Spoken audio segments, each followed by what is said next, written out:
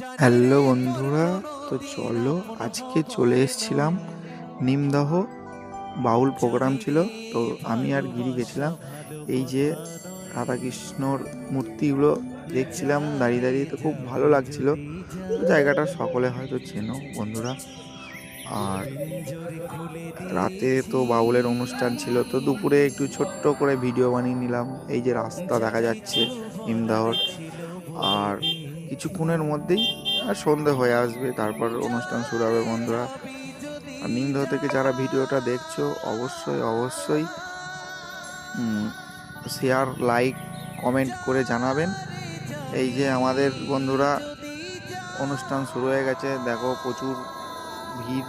ও এখানে শিল্পীরা গান করছিল, তারই মাঝে আমি গিয়ে ভিডিও করতে শুরু করলাম। তো ভিডিওটি ভালো লাগলে লাইক, কমেন্ট, শেয়ার করে পাশে থাকবেন। সবাইকে ধন্যবাদ।